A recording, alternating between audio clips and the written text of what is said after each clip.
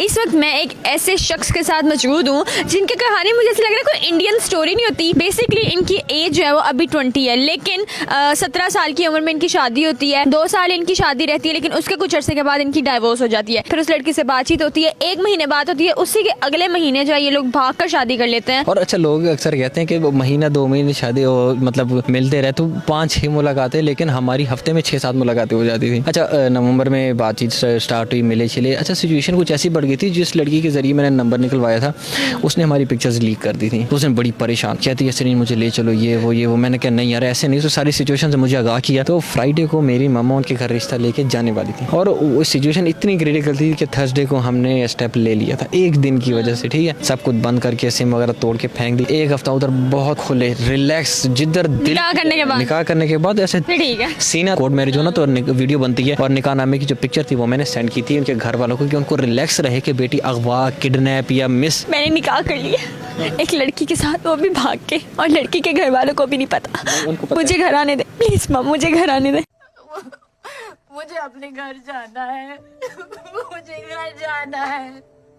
मुझे अपने घर जाना है। फिर आपके घर वालों ने और रिजा के घर वालों ने बैठकर तारीख वगैरह की। फिर भी हमारी शादी पे 1000+ लोग आए थे। हमने खामोशी से की थी शादी। अभी खामोशी से की है तो 1000 है, तो मैं कहती हूँ ढोल ढमक्के लेकर जाएंगे तो 4-5 हज़ार तो इकट्ठे हो ही जाएंगे। वो कहती नहीं तुम लाहौर नहीं जाओगी, ये वो। मैंने कहा ठीक है लाहौर जाऊंगा तो मैं साथ बुला लूंगा। नहीं तुमने जाना ही नहीं है। ये छोटी मोटी बातों से लड़ाइयाँ होती हैं। छोटी मोटी बातों पे, बहुत ज्यादा छोटी बातों पे। तो फाइनल डिसीजन यही निकला था कि फाइनल डाइवोर्स लड़की ने। अब लड़की का माइंड इस तरह का बन चुका था कि डाइवोर्स डिमांड करनी पड़ गई उसको। एंड मैंने भी डाइवोर्स दी, लेकिन बशर्त बेटा मेरे पास रहेगा। एंड उसने एक्सेप्ट किया। ओके। खुद भी अभी बच्चे हैं और इनका भी आगे से बच्चा है। छोटी उम्र में बड़े बड़े कारनामे जहाँ इन्होंने किए हैं। मेरा भी कभी कभी दिल करता है ऐसा ना ट्रेजेडी लाने में, लेकिन इस तरह की ट्रेजेडी मैं अपनी लाइफ में चाहती नहीं हूँ। मुझे अच्छी स्वीट वाली ट्रेजेडीज करने का शौक है, मैं करती भी हूँ। मैं जब भी शादी की बात करती हूँ लोग कमेंट सेक्शन में आके कहते हैं कि निम्रा अपने यहाँ रिश्ता देने लगी है। भाई मैं इसको क्यों रिश्ता दूंगी, ऐसा कुछ नहीं है, मैं पहले बता रही हूँ। इतना बुरा टाइम नहीं आया।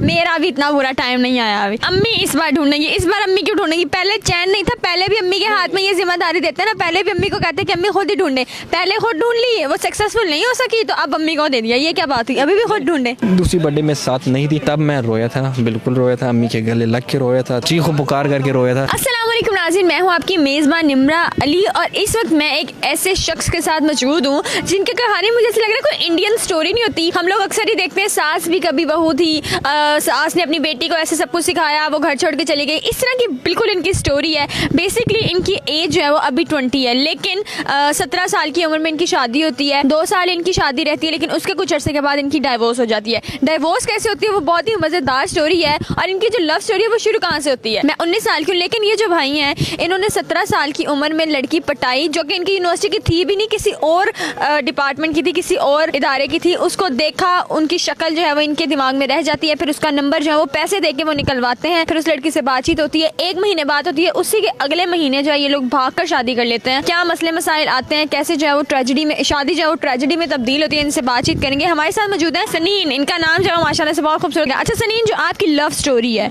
आपकी और रिजा बेसिकली इनकी एक्स वाइफ का नाम है, आपकी और रिजा की जो लव स्टोरी है वो शुरू कैसे होती है और कैसे वो एख्तिताम में एंडिंग तक पहुंचती है? 2019 में नवंबर 2019 में बातचीत स्टार्ट हुई। बातचीत किस तरीके से स्टार्ट हुई कि मैं गुजर हो रहा था, एक लड़की पे नजर पड़ी, वो चेहरा मेरे दिमाग में रह गया। मैंने अपनी कॉन्टैक्ट लिस्ट स्क्रॉल की, मैंने कहा शायद कहीं आगे पीछे, ऐसी मैं किसी और गुमान में था और वही चेहरा मेरे सामने आ गया। मैं बड़ा खुश, मैंने कहा यार ये तो वो कहते हैं ना मौजा हो गया, मेरे पास नंबर निकल आया। मैंने जब मैसेज किया तो वो किसी और लड़की का निकल आया। फिर मैंने उससे रिक्वेस्ट की और बड़ी मिन्नतें समाजत कर करके मैंने कहा अल्लाह दा वास्ते नंबर दे दे। उसने फिर उसे पूछा, पैसे भी दिया आपने?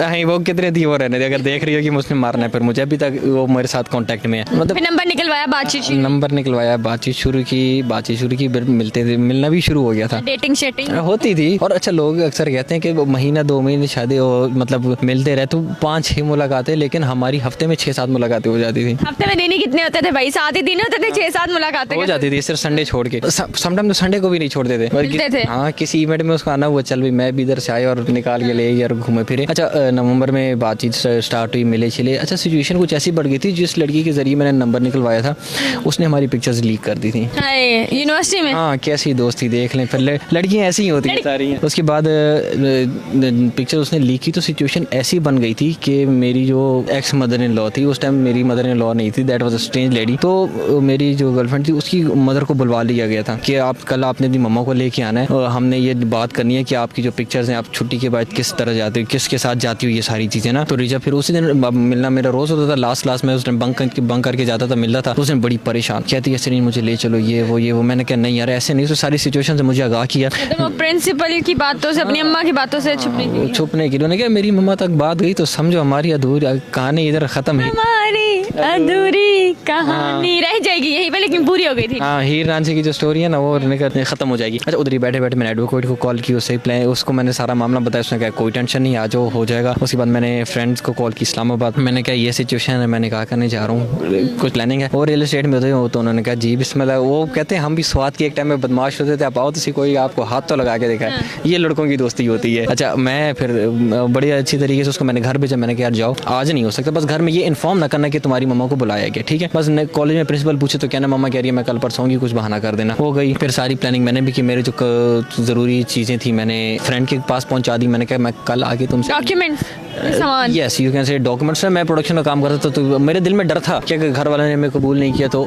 मैं अपना सेटअप अल्हम्दुलिल्लाह इतनी स्किल सी कि मैं वन मैन आर्मी बन सकता हूँ, जिस तरह भी मैं हूँ लाहौर में, ठीक है। तो मैंने सारा सामान भिजवाया। उसके बाद जो बेसिक मेरी किताबें वगैरह थी वो तो फिर जब खुद ही जा रहा था। नहीं, आपने अपने घर वालों को बताया कि मैं निकाह करने जा रहा हूँ? मेरी मम्मा को पता था, मतलब मैं जब वीडियो कॉल पे बात करता मेरी सिस्टर्स भी होती थी, बात करती थी ना, मतलब मेरी तरफ से आपकी फैमिली को पता था? हाँ मेरी फैमिली को पता था। फैमिली ने सोचा था कि लड़का जो है ऐसे लड़की दिखा रहा है तो धूमधाम से शादी करेंगे, लड़की के भी घर वाले आएंगे, लड़के के भी, लेकिन इनको पता ही नहीं था कि ये तो हमारे पीछे से ही निकाह करके निकल जाएंगे। मेरे अब्बा जी ने ऐसा सोचा था कि धूम धमाका सब कुछ करेंगे। अच्छा मजे की बात, फ्राइडे को मेरी जो मम्मा थी उनको उन तक भी बात पहुंच गई थी कि पिक्चर्स लीक हुई हैं। तो फ्राइडे को मेरी मम्मा उनके घर रिश्ता लेके जाने वाली थी और वो सिचुएशन इतनी क्रिटिकल थी कि थर्सडे को हमने स्टेप ले लिया था एक दिन की वजह से, ठीक है। सिर्फ लड़की के डरने की वजह से कि मम्मा उसको इस्लामाबाद में शिफ्ट कर दी। डर, लड़की है बेचारी, कम उम्र थी, नादान थी, डर रही थी, ठीक है। लड़कियां वैसे भी नाजुक होती हैं। फिर हम गए इस्लामाबाद। मैं अच्छा जब निकाह कर रहे थे, ठीक है, उस टाइम मैंने उसको कहा, मैंने कहा देखो मुझे अपनी मम्मा का पता है, वो एक्सेप्ट करेंगे अगर हम अभी भी अपने घर चले जाए ना तो एक्सेप्ट। उन्होंने कहा नहीं ये वो तुम मेरे घर वाले ये वो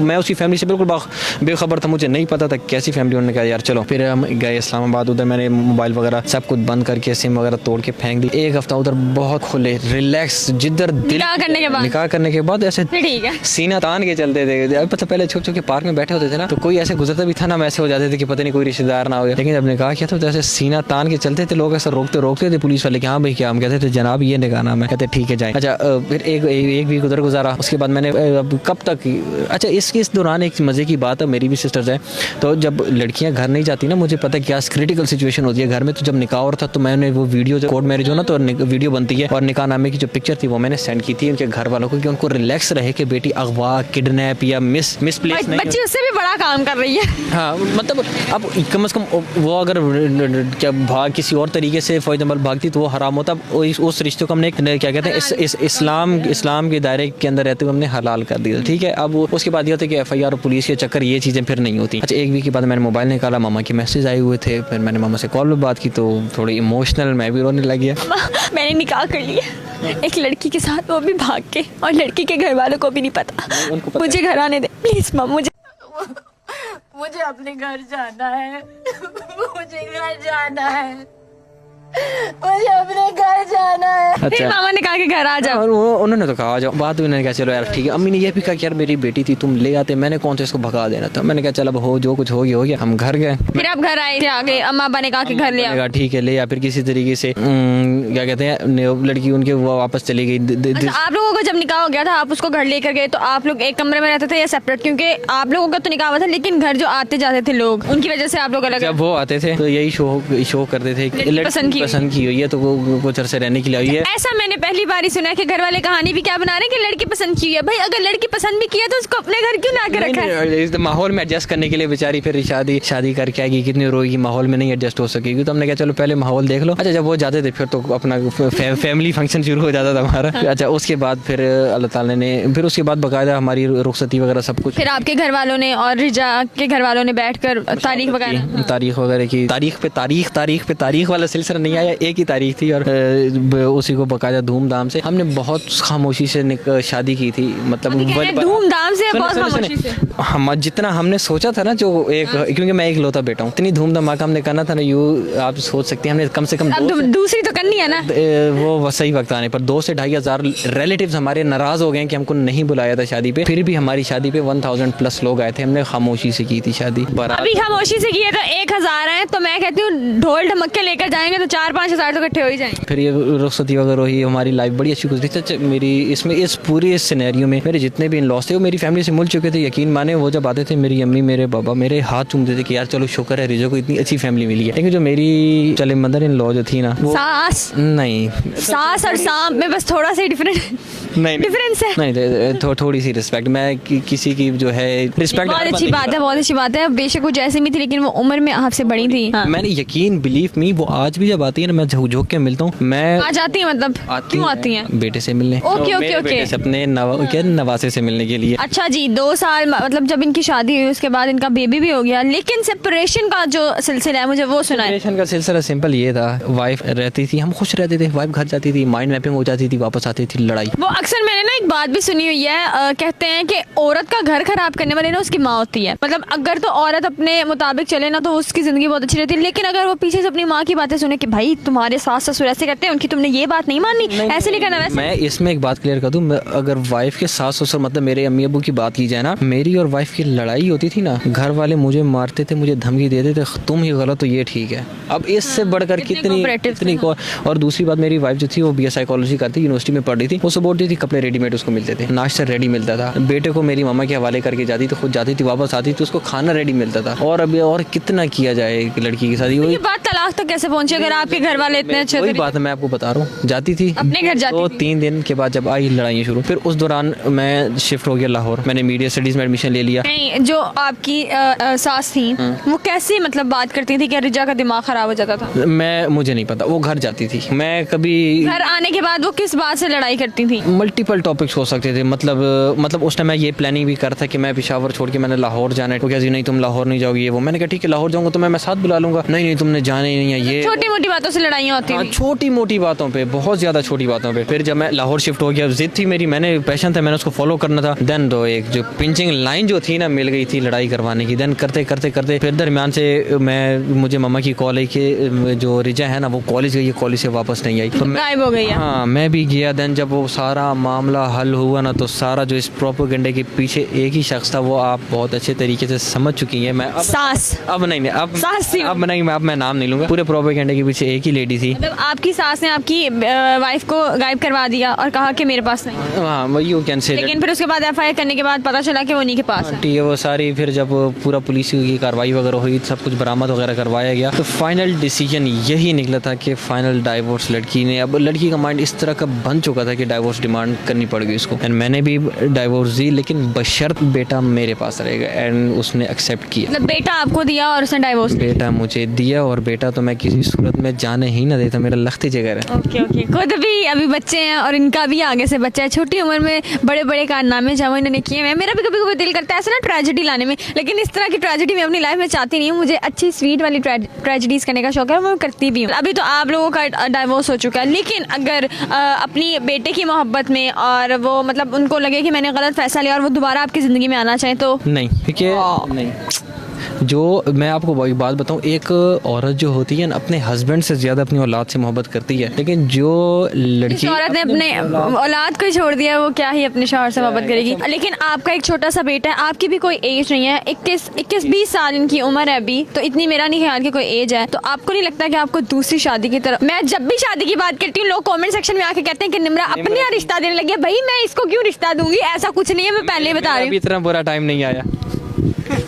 मेरा भी इतना बुरा टाइम नहीं आया अभी। अच्छा, तो दूसरी शादी का कोई इरादा है? दूसरी शादी का अभी फिलहाल इरादा दरमियान में, जब मैं सोचता हूँ ना इमोशनली, जब मैं उस चीज़ से बहुत गहरा अटैच हूँ, तब मुझे लगता है कि यार बेटा भी छोटा है, अभी अगर कोई लड़की आएगी तो अभी फिलहाल उसके लिए एक्सेप्ट करना ईजी होगा कंपेरेटिवली जब बेटा बड़ा हो जाएगा। अब देखेंगे, अम्मी लड़की ढूंढने मिलेगी है, मिल गई तो कर लेंगे, ना मिली तो जी बिस्मिल्लाह। मतलब अम्मी इस बार ढूंढेंगी? इस बार अम्मी क्यों ढूंढेंगी? पहले चैन नहीं था, पहले भी अम्मी के हाथ में ये जिम्मेदारी देते हैं ना, पहले भी अम्मी को कहते हैं कि अम्मी खुद ही ढूंढे, पहले खुद ढूंढ ली, वो सक्सेसफुल नहीं हो सकी तो अब अम्मी को दे दिया, ये क्या बात हुई? अभी भी खुद ढूंढे? पहले वेले पहले ढूंढ सकते थे, अब वेले नहीं है। यूनिवर्सिटी जाते हैं, जॉब करते हैं, रात को 1-2 बजे फ्री होते हैं। 2 जनवरी बेटा 2022, कितने साल के? बेटा 2 साल के। 2 जनवरी 2022 को जब बेटे की पहली बर्थडे थी, वाइफ साथ थी, दूसरी बर्थडे में साथ नहीं थी, तब मैं रोया था, बिल्कुल रोया था, अम्मी के गले लग के रोया था, चीखो पुकार करके रोया था। अब आई एम हैप्पी। मतलब अब इंशाल्लाह आगे शादी करेंगे जरूर? मिली तो करेंगे, नहीं मिलेगी तो किसी के पीछे भागना नहीं है। अच्छा सनीन, मुझे ये बताएं, अगर इस वक्त रिजा आपका ये इंटरव्यू देख रही है तो आप उसको कोई एक मैसेज देना चाहोगे? या रिजा जैसी जो लड़कियां हैं जो मतलब भाग के शादी कर लेती हैं फिर उसके बाद अपनी मैरिज लाइफ को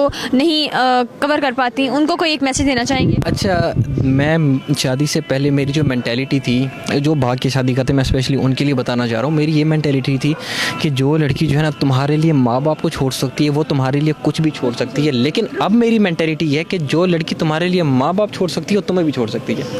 इतनी मेंटेलिटी में मुझे चेंज नज़र आ जाती है। बिल्कुल, अभी बात उसी की हो रही है तो याद तो 2 दिन तक आप मायूस रहेंगे कि नहीं? इमोशनल? हाँ, इमोशनली बंदा अनस्टेबल रहता है, लेकिन मेंटली मैंने अपने आप को इस सिचुएशन में लेकिन still Riza he is missing you, ये हम लोगों ने बात कर। के लिए आपने कहा था ये है कि अगर फॉर एग्जांपल अगर उसकी कहीं और शादी हो जाती है, यही मशवरा कि जो चीज़ मेरे साथ हुई है कल को उसके साथ ना दोहराना, उस घर लड़के का घर ना तबाह करना।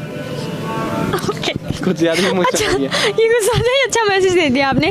खैर रिजा जहाँ भी रहे खुश रहे, मैं तो ये दुआ करूँगी इनका बेटा जो है वो अल्लाह ताला उसको सेहत तंदुरुस्ती दे, उसकी ज़िंदगी अच्छी गुजारे और आपको भी एक अच्छी वाइफ मिले जो कि आपका और आपके बच्चे का ख्याल रख सके। और मेरे लिए भी दुआ करें, मुझे भी कोई ढंग का लड़का मिल जाए। कमेंट्स आने वाले हैं। मुझे भी कोई ढंग का लड़का मिले इंशाल्लाह। अल्लाह ताला सब बहन बेटियों के नसीब अच्छे करे और मेरे चैनल के तवस्सुल से मैं ये दुआ कर रही हूँ। ठीक है, अपनी मेज़बान निम्रा अली को दें इजाज़त। इस तरह के मज़ीद प्रोग्राम के साथ आपकी मेज़बान होगी हाजिर। अपना बहुत ज़्यादा ख्याल रखें, दुआ में याद रखें। अल्लाह हाफ़िज़।